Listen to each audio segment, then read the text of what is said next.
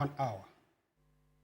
News 360 headlines is brought to you by Flamingo Paint, Pepsodent Charcoal and Pepsodent Herbal, EcoBank. Tonight, Chief of Defence Staff assures of comprehensive update on investigations into helicopter crash as he defends the search and recovery operation undertaken 7 days ago. NPP flag bearer race heats up as Dr. Bawumia becomes third aspirant to pick nomination forms.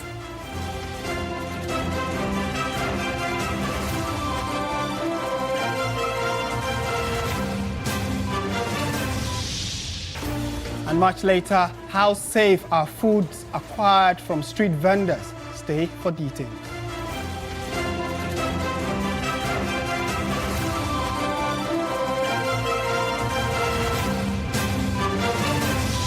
Coming up in business news, Chamber of Petroleum Consumers demand immediate closure of unlicensed fuel stations, arguing that NPA issuing notices to legal operators undermines such authority.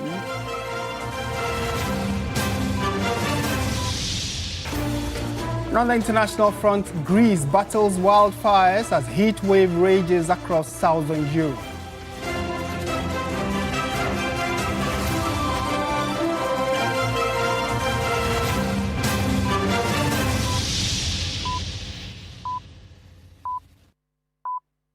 We have details of all these stories and more. Be part of the show. Let's hear what you make of the stories we have for you tonight. The news now in detail, and the Chief of Defence Staff, Lieutenant General William Ijapon, has mounted a strong defence for how his men handled last week's search and recovery mission following the helicopter accident.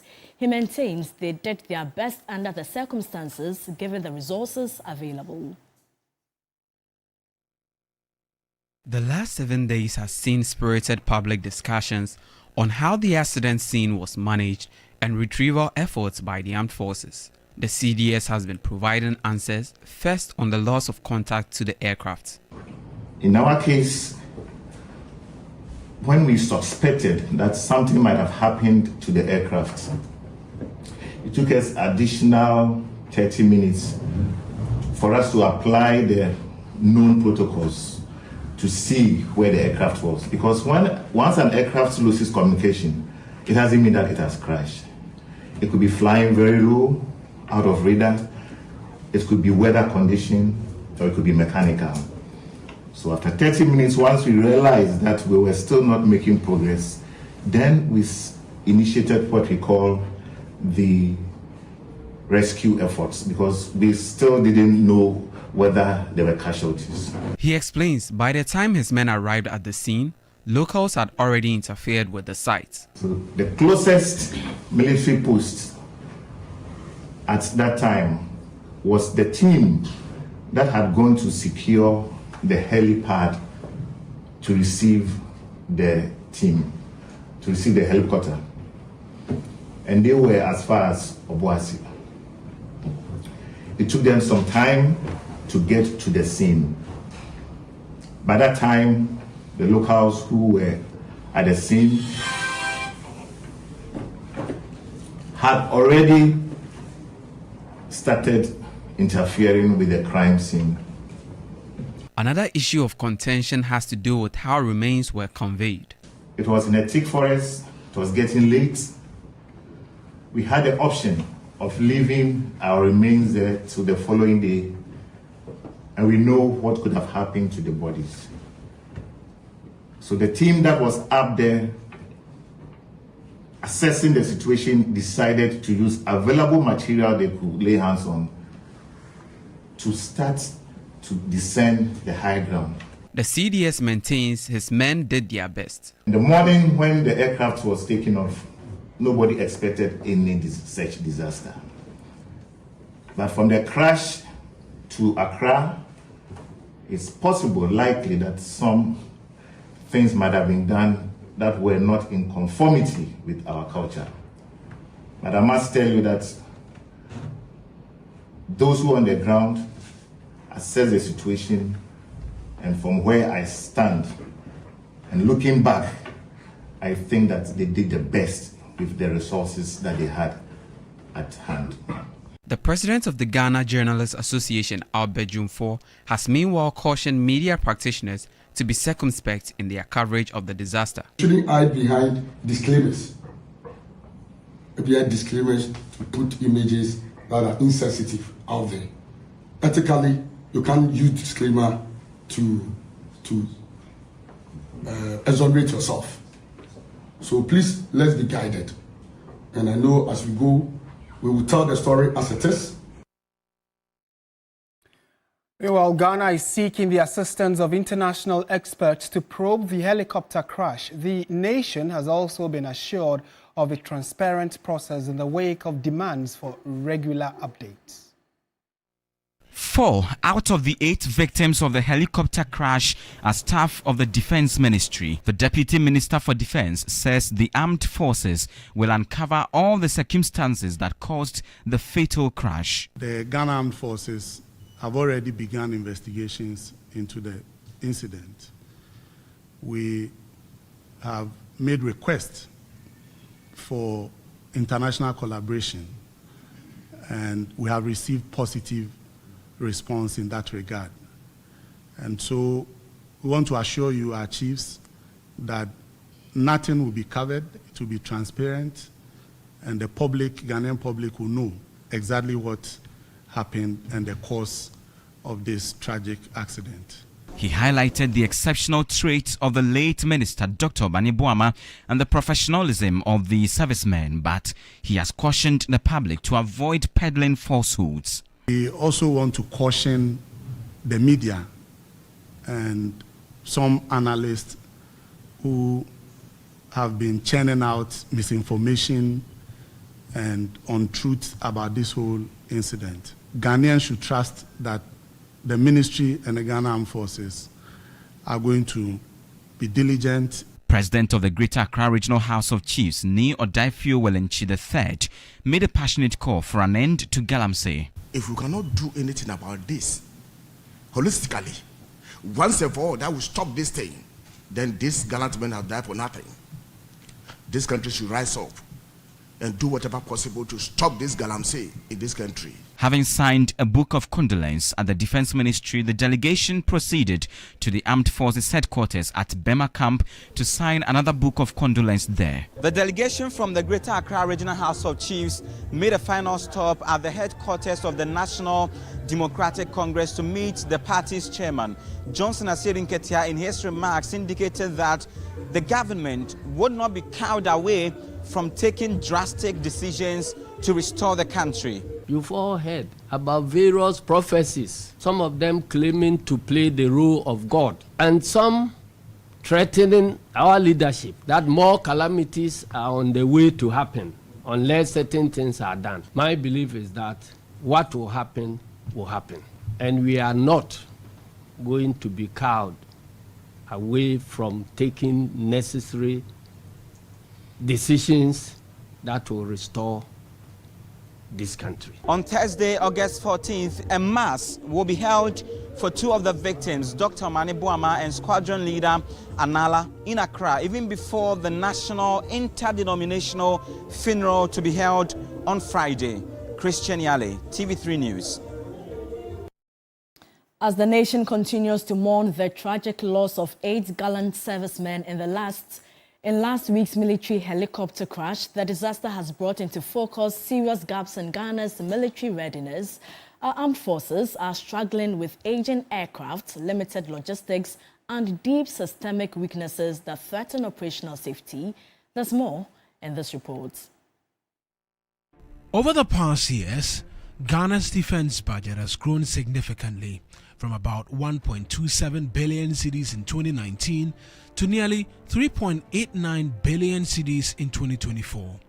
However, research shows that much of this increase has gone into salaries and compensation, with very little invested in retooling, modern equipment or upgrades. The Ghana Armed Forces currently has no main battle tanks, their firepower limited to light armored vehicles, towed artillery guns, and a handful of multiple rocket launchers. The Navy's 28 vessels are almost entirely patrol craft, while the Air Force operates only 19 aircraft, including transport and utility helicopters. This number has now been reduced by one after last week's fatal crash. Security analyst Emmanuel Boateng has described the state of the forces as pathetic. So to me, I am all for the retooling of the Ghana Army. So if you look at the Ghana Army in general, it is relatively lightly equipped. We don't have any main battle tanks, no self-propelled artillery at all. We don't even have any defense system mechanism in place. So you realize that the army, as we speak, we have to really thank our men and women in uniform. They are doing so well with very minimal support in terms of equipment. On the way forward, Boateng called for accountability and urgent extensive technological retooling of the armed forces. The Ghana Army must be accountable. All the allegations that were raised with regards to the missing ammunition and other distance, investigation should be swiftly done. Then we can pinpoint where the fault lines are, and we must also make use of technology. And at the same time, we have to prioritize modern equipment. We still waste our scarce resources on Soviet-era equipment. And if you go to the military today, we are besaddled with that kind of equipment that are not functional and are not fit for any modern military warfare. So we have to be intentional and apply our scarce resources to the things we really need. As the 8 heroes are laid to rest, their sacrifice weighs heavily on the nation's conscience. Behind the statistics and procurement figures are the men and women whose lives depend on the aircrafts they fly, the ships they sail, and the vehicles they drive, and whose safety ultimately rests on decisions made far from the front lines. In a related development, the management and staff of the National Disaster Management Organization, NADMO, have observed the one-week celebration of their departed colleague and Deputy Director in charge of protocol, Samuel Aboagye. Mr. Aboagye was among 8 individuals who perished in a tragic helicopter crash last week, which was en route to Obuasi. Several external mourners, including 7 legislators and commanders of state security agencies, joined management and staff of NADMO to observe the one-week celebration of their colleague, Samuel Aboagye, whose vibrant life was tragically cut short in the helicopter crash. Grief filled the atmosphere as loved ones struggled to hold back their tears while reflecting on his life. Tributes then began to pour in. Delivering a sermon on the theme, God Knows All Things, Reverend Akato urged mourners to reflect on the brevity and the unpredictability of life. He observed that life is fragile, and therefore, every individual must treat each day as a gift, living faithfully with a sense of urgency in preparation to meet God. We believe he left home on duty with a hope and anticipation to return, but never returned. And so no matter our strength, the successes that we have, opposition, life is fragile, and we must live valuing each moment, because we cannot assume tomorrow will come. When I heard the news, I said, why Aboagye? Young, budding talent who had great future for his family, for his community, and this country. But who are we to question God? Director General of NADMO, Major Retired Dr. Joseph B. Kanye Kunyong, in eulogizing his fallen colleague, revealed that Samuel Aboagye had willingly accepted to embark on the trip, even before it was officially sanctioned. He added that Aboagye was originally scheduled to leave for the event the previous day. Nobody expected that the next day, if there should be any accident or whatever, he should be part of it. He was supposed to leave a day earlier. And so it became something I just couldn't, it doesn't add up. I couldn't get the wisdom behind it. Until I listened to other friends of his, then I realized that instead of going the day that I parted ways with him, there was later discussions that they should rather leave dawn that morning and get there before the president's convoy arrives. And so during the spate of leaving in the evening and leaving at dawn, there was a call from somebody who was part of the flight that there's space, so he should come and join. The family extolled the high discipline instilled in Samuel Abuaji, a trait he upheld throughout his life. Deputy Minister of the Interior, Ebenezer Oklete Labi, also praised the selfless dedication of the 8 fallen heroes. He recounted moments when his path crossed with Abuaji's in the political arena. Let us not forget that Abuaji, I believe, he is in the bosom of the Almighty God. May his memories be a blessing to all of us, to the family especially. The late Samuel Abuaji is survived by a wife and 2 daughters. His remains, along with those of 5 others, will be interred on Friday, August 15, 2025. In unison, Ghanaians bid him Damrefa Due, Duene Amanehunu, Stanley Nibleu, TV3 News, Accra. And a globally respected figure in Catholic leadership and peace building, Cardinal Peter Piatexon, is urging prophets to first seek God in prayer and intercession when they get devastating prophecies. According to him, seeking divine intervention in response to such damning revelations should be the first port of call for any prophet. The recent helicopter crash in Ghana that claimed the lives of 8 men plunged the nation into mourning. The tragedy set into motion a commentary about prophecies. Adding his voice to the conversation, His Eminence Cardinal Peter Piatexon, a globally respected figure in Catholic leadership and peace building, is urging prophets to first seek God in prayer and intercession when they receive devastating prophecies. According to him, seeking divine intervention in response to such damning revelations should be the first port of call for any prophet. The first consequence is to speak with God himself, especially if the content of the privacy is about disaster or evil or something that may befall. Since you may not have the chance to immediately communicate with whoever is concerned, the first thing therefore that you do is you intercede with God about what is happening.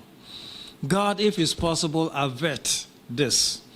This is actually what Abraham did when God shared a story with him about destroying Sodom and Gomorrah. It was intercede bargaining, okay? God, spare.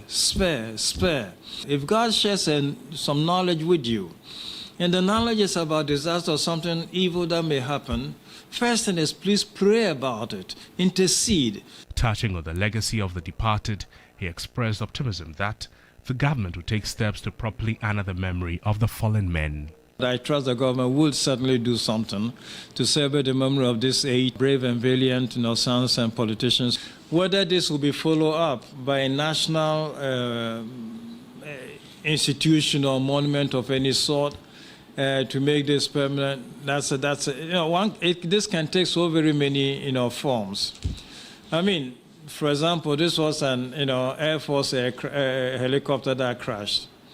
Would this lead to an attempt to revamp the whole military hardware of the Ghana Army? That could be a possibility. It could be a direction to go. Could that lead into a form of training for whatever? That can be a direction. Can that also lead to an establishment of an institution? In a heartfelt announcement, Cardinal Texon revealed plans to establish the Piatexon Memorial in tribute to his late brother, who tragically lost his life in a helicopter accident in January 2000. Now, the demise of the 8 Ghanaians in the helicopter crash has drawn global attention, with many countries mourning with Ghana. Members of the diplomatic corps in Ghana, representing their respective countries, have signed the Book of Condolence opened at the Ministry of Foreign Affairs as they commiserate with Ghana. The diplomatic community in Ghana has been mourning with the country since last week over the tragic incident of August 6.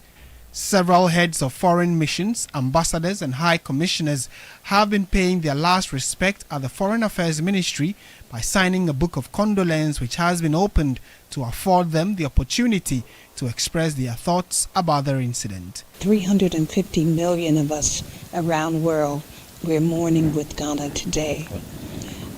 My message to all of us is the angel of death will come to us at any time. So we have to live every day as if it's our last. On behalf of my government, I convey my condolences to these, not only for the passing of the esteemed ministers, but the other esteemed individuals who passed away in this tragedy. Our thoughts are with the people of Ghana, commiseration, sympathies and condolences on behalf of the government of Malta. Murtala Mohammed was at my residence just a few weeks ago, and we had a wonderful event where we celebrated a milestone in Swiss-Ghanaian cooperation in the field of fighting climate change. And he spoke from the heart, you know. He was so passionate about environmental issues, and I really believe that, you know, Ghana was lucky to have such ministers, and it's a huge loss for the country, for the government, for the people, and I'm really truly sorry. Africa to Asia, the Americas and the Middle East, representatives from various countries have prayed for strength for families of the victims and the leadership of Ghana. When Ambassador Upton came to visit earlier on this year in May, we met both ministers and we had such enlightening conversations and hope for what the two countries can do in collaboration. So we are so saddened. We pray that God comfort all of us and comfort all the families and the people of Ghana. Wherever they find themselves, to meet in the bosom of the Lord, I believe they're going to have a place to rest. And the only thing that I believe we can do for their memory is to, like we say, stop Galamsey now. Whatever the government should try and do to save their memory, that we should find ways to stop this Galamsey. And it's exactly 1 week since the tragic military helicopter crash which claimed the lives of 8 Ghanaians. Today, the new patriotic party, NPP, is extending condolences to the National Democratic Congress, NDC, in what they describe as a moment for national unity. The crash, which happened in the Adansi sent shockwaves across the nation. 8 lives were lost, among them individuals serving the country in various capacities. The NPP has described the incident as a national tragedy, emphasizing that the loss transcends political divides. The party's leadership also expressed solidarity with the bereaved families and called for collective support during this difficult period. On behalf of the new Patriotic Party, and more so the team that came with me to this office, we are overwhelmed with your warm reception to our team. I think this is the first time New Patriotic Party has come to your office. And it's rather unfortunate that we didn't come at a good time. But it should also mark the beginning of a friendly and cordial relationship between the NDC and the New Patriotic Party. Indeed, there are certain comments that are made by what we refer to as food soldiers, or people who are not even closer to the leadership of the party. But sometimes it is important when such unfortunate, condemnable statements are made, both divide, the leadership comes out to distance ourselves from it and also to let them know that is not the trait of our party. After these incidents, we will admit here that certain comments, even from NDC and NPP, some are claiming NPP are behind all these things, and some are also saying that they were even expecting some other people to have died. These things are not healthy for our democracy, and death is something that even your worst enemy, you shouldn't even wish death for your enemy. So, Mr. Chairman, if anything came from our side, I want to, on behalf of our party, apologize to the NDC and through you to His Excellency President John Dramani Mahama. It is not the position of the New Patriotic Party, and will never condone such activity from anyone who makes those comments. The NDC, which has been mourning the death of its members and supporters in the crash, has acknowledged the gesture from the NPP, saying it reflects a spirit of unity in times of grief. Ejina party na namu ane mampani namu ama makwaba adama sise chief say aboy na man kofanye amanyosem say o NDC for anya amahunu say ministers of state ministers of state eno achi kura no say wo ye NDC for kura no eno so kura nkyere say wo munye munuanom Ghana for matimi ade akire aba na preach boseya but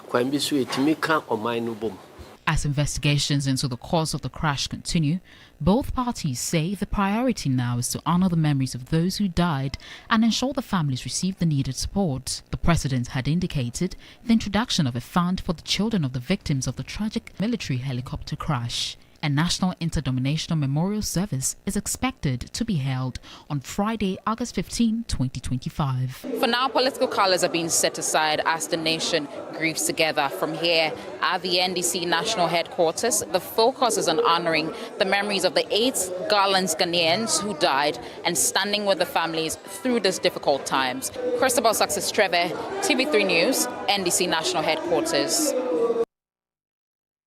Now, former Vice President Dr. Mahmoud Bawumia has formally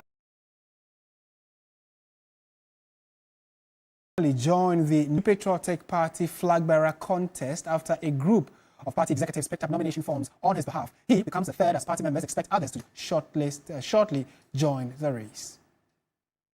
Former General Secretary Kwabena J.A. former legislator Kennedy Japan have all had their forms picked on their behalf. A group of NPP party executives on Wednesday picked up the nomination forms on behalf of former Vice President Dr. Mahmoud Bawumia. In a brief address, Dr. Bawumia expressed his gratitude and promised bold initiatives aimed at improving the lives of Ghanaians, especially the youth. The leadership came and requested that they wanted to put their widow's mind together and pick my forms for me and have delivered the forms to me today. The youth are a major asset for our party. They represent the future and they are an asset not only for the party but for the nation. Let's continue with the rest of our stories. On a typical working day in Accra, busy workers rush through the hustle and bustle, grabbing quick meals from market stalls and roadside vendors just to keep going. But in the race for convenience, have you ever stopped to wonder just how safe the food we are eating is? Judith Brown in this report takes us on a revealing journey through some of Accra's most popular markets where convenience and taste might just come at the cost of your health. Well, I'm here at the Tudu Market where you'd find a wide array of food items from fresh produce all through to cooked meals. But behind the delicious displays lies a big question. How safe is the food we're eating?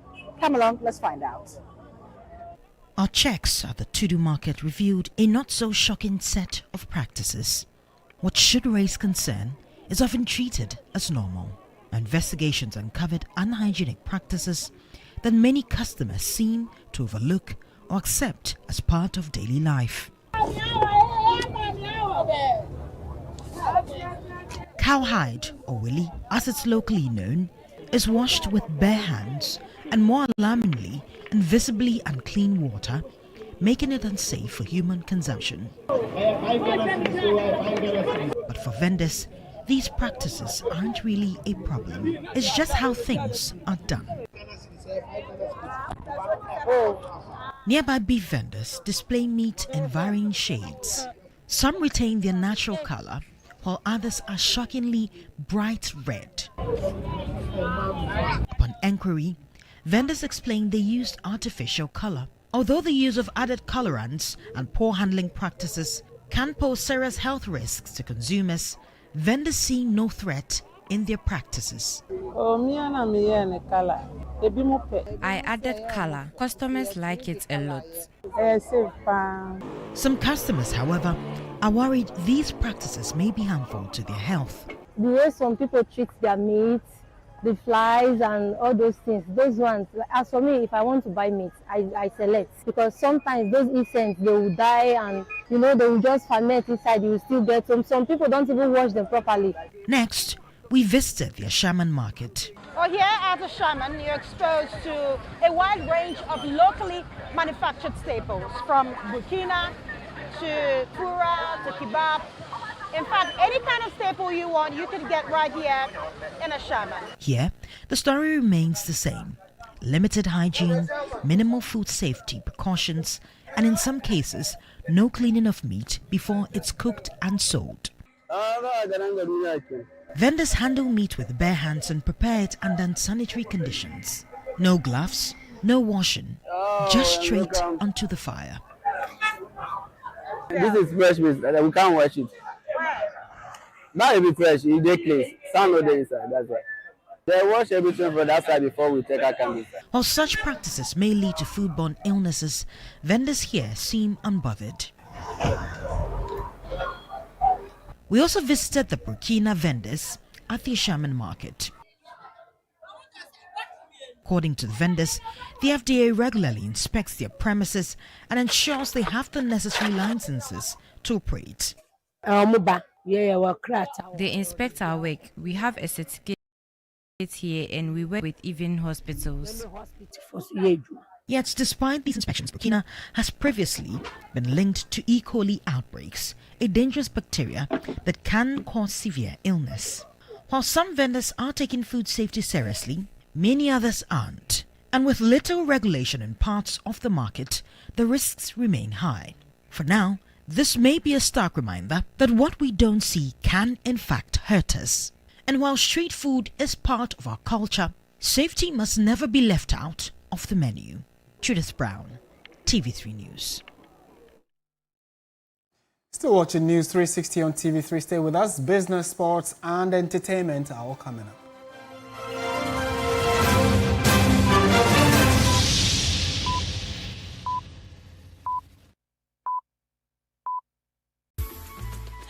I love President Charcoal.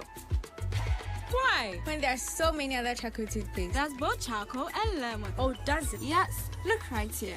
Yes. Pepsodent Charcoal has two of nature's powerful whitening bits. With the power of activated charcoal and lemon essence, it removes stains and brightens teeth.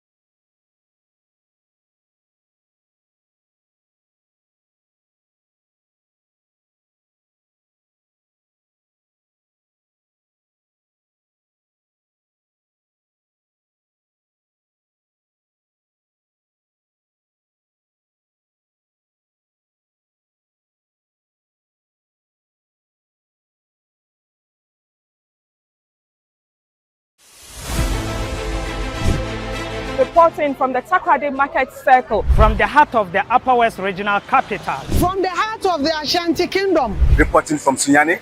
From the Central Business District of Navrongo. The parliamentarians are on recess.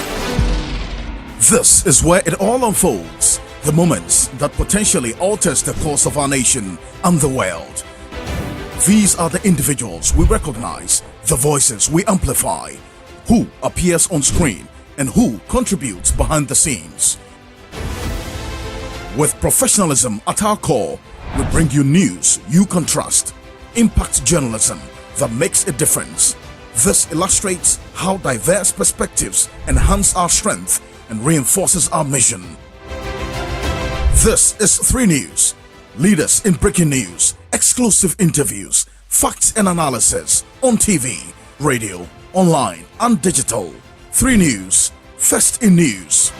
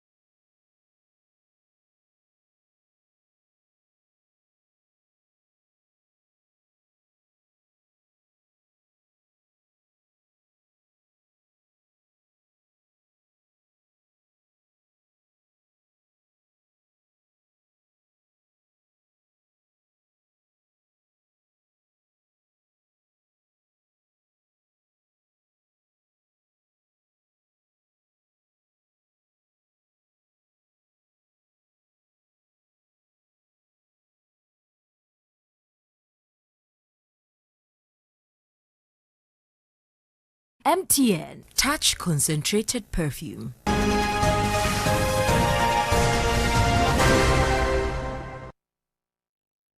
Hello there, good evening and welcome to the business segment here on News 360. I am Michael Obudu. Now, the Chamber of Petroleum Consumers Ghana, COPEC, is calling on the National Petroleum Authority, NPA, to move beyond rhetoric and immediately shut down all unlicensed fuel stations. This statement follows the NPA's announcement of a renewed enforcement drive to close and decommission illegal fuel stations nationwide. The National Petroleum Authority (NPA) Act 691 establishes a clear framework for the handling, storage, transmission and sale of petroleum products in Ghana. A core requirement of this legislation is that any entity involved in these activities must be properly licensed by the NPA. This is a critical measure aimed at safeguarding the public from the inherent dangers associated with petroleum products, according to the Executive Secretary of COPEC, Duncan Amwa. Issuing notices to owners of these legal stations undermines the NPA's authority.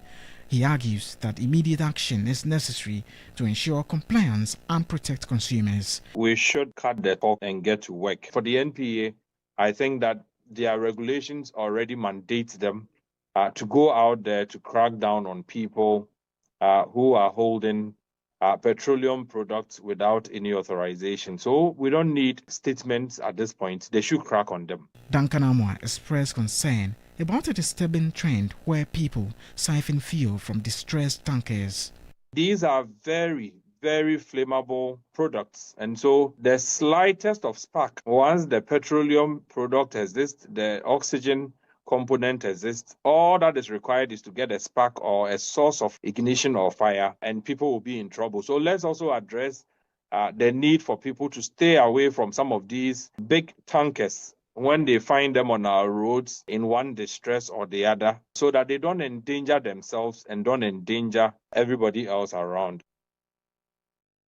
The Bank of Ghana says it will hold top executives accountable for risky lending decisions as it works to align Ghana's banking sector with the highest international standards. Governor Dr. Johnson Esiama outlined the new measures during a meeting with commercial bank heads in Accra as part of his post-MPC engagements with relevant stakeholders. The governor said Ghana's strong cedi, falling inflation and healthy reserves have created the right environment for banks to expand credit to productive sectors. But he cautioned that lending must be prudent and well managed. This opens a window for you to re-examine your lending strategies. You have to broaden your access to credit, and you have to support private sector-led growth while still managing your risks prudently. The new directives will introduce tougher rules on credit governance, including limits on loan concentration, stricter borrower checks, and stronger liquidity requirements to help banks withstand economic shocks. A new credit risk management directive that is aligned with Basel principles will set minimum standards for underwriting, monitoring, and provisioning. Dr. Isiama says the central bank will also tighten enforcement of foreign exchange and remittance regulations to close loopholes and improve transparency in transactions. No remittance terminations without Bank of Ghana approval, and no application of unprescribed FX rates. The Bank of Ghana believes these reforms will help create a stronger, more resilient banking system capable of supporting long-term economic growth. We'll bring you updates now from the currency and the commodities market.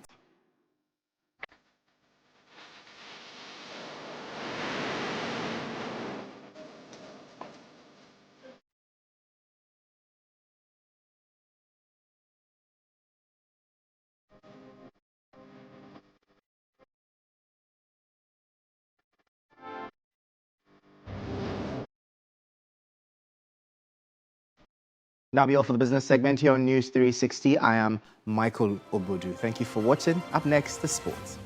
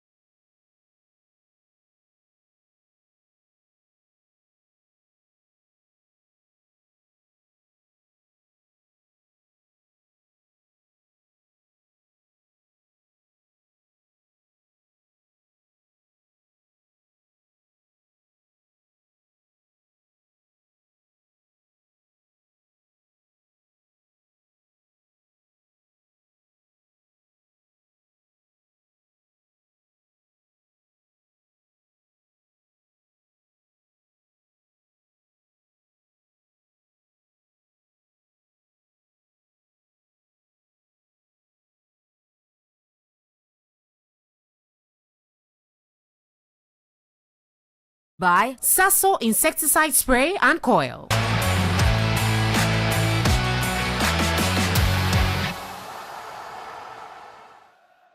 Hello, good evening and welcome to the sports segment here on News 360 with me, Oreku Ampofo. Let's start off with our first story of the day, where CEO of BBNE Gold Stars, Asiedu-Dartey, has backed the Ghana Football Association's initiative to reward the winner of the 2025-2026 Ghana Premier League champions with a staggering 2 million Ghana cedis, although he wished the policy had come a bit earlier.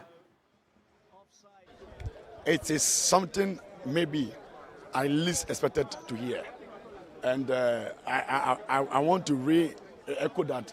I would have wished it has been announced last season, but what is it? I shouldn't be greedy. It is something that must motivate me, especially to try and maintain the league in BBNE. Or that was CEO of BBNE Gold Stars, Asiedu-Dartey. Let's do some more because the Premier League is set to begin in the next 48 hours and fans are eager to see their favourite teams take to the pitch once more. But as the wait continues, the Three Sports team shines a spotlight on Ghanaian players past and present who featured in England's top flight. My colleague Billy Shen looks at the short yet unforgettable career of Kevin Prince Boateng in England. Kevin Prince Boateng first moved to the Premier League in 2007, becoming the only Ghanaian before Mohamed Kudus to join Tottenham Hotspur. At the time, he was regarded as one of the brightest young talents in world football. But the German-born midfielder quickly realized he would struggle for opportunities in North London, competing against the likes of Luka Modric, Didier Zokora, Jermaine Ginas, and others. He managed just 979 minutes from 24 appearances in all competitions for Spurs, later admitting he should have chosen a different destination at such a young age. Martin Jol didn't even want me. So after 1 week training with the team and I'm getting to know everybody, he calls me in his office and says, "Hey, I see you got talent, but I don't really need you." Whoa. And I was like 20 years old, you know, I just came from home, I left my family, everything. And he told me in the face, he's like, "I don't really want you. Like, you're going to be around, but you're not going to play." But I should have checked out that there was a lot of players that were better than me in that time. Would you have, looking back, would you have? Yeah, I would have never gone to Spurs at that time. Really? I was too young. I should have stayed in Berlin. After a brief loan spell under Jurgen Klopp at German side Borussia Dortmund, Boateng returned to the Premier League in August 2009 with Portsmouth. At Pompey, he became a key figure, scoring 3 times in 22 league matches and twice more as the team reached the FA Cup final that season. His game was defined by aggression, strength, and a willingness to shoot from distance. But that aggression would prove costly at a pivotal moment in his career. A reckless tackle on then Germany captain Michael Ballack in the FA Cup final forced Ballack out of the 2010 World Cup and turned Boateng into a villain in the German press. So I land in Berlin, I go to the pass control, the guy looks at my passport and he's looking like, "Ah, you're that guy." I said, "Yeah." He throws my passport on the floor. No way. So that's how I was hated. They sent me letters home. Your family still in Germany as well at this time? Yeah. They said, "We're going to kill your kid, we're going to rape your wife," and all that stuff. Like, was crazy. Wow. Jesus. So I was on the low again. And then like a week before that, I announced that I'm going to play for Ghana. So all together, they're like, "You're a traitor, you were born and raised here." You know, then the racism came out and all that stuff. So yeah, it was a tough time, but I was lucky I had the World Cup. That match proved to be his last in the Premier League. Portsmouth's relegation due to financial collapse was followed by Boateng's standout performances at the 2010 World Cup in South Africa, a run that earned him a move to Italian giant AC Milan. The Premier League had been unforgiving, but he forged the resilience and edge that shaped the rest of his career. As Boateng later reflected, quote, "England was tough, but it made me tougher. Without that, I am not the player I became," end quote. And so just before we go by way of update, Paris Saint-Germain are currently losing the UEFA Super Cup final. Halftime is 1-0 in favour of Tottenham Hotspur thanks to a goal from defender Mickey van der Ven. You can get updates of the game on our social media platforms at 3SportsGH.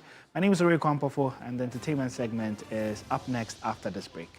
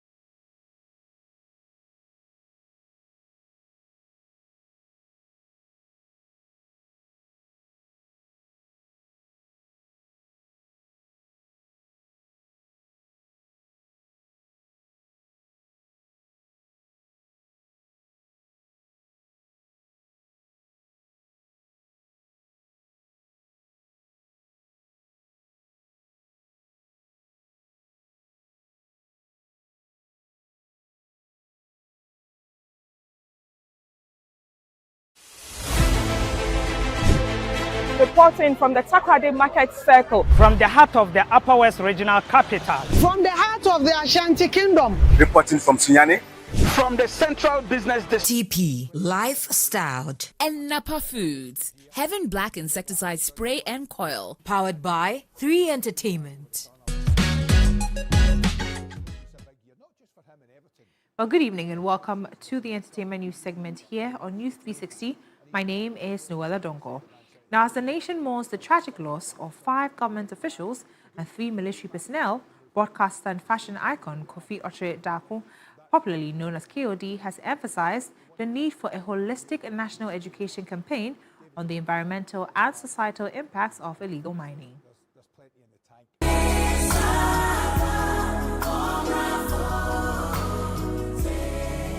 The nation mourns the tragic loss of 5 government officials and 3 military personnel near Obuasi in the Ashanti region, which has left a deep scar in the hearts of many Ghanaians, especially the families of the fallen.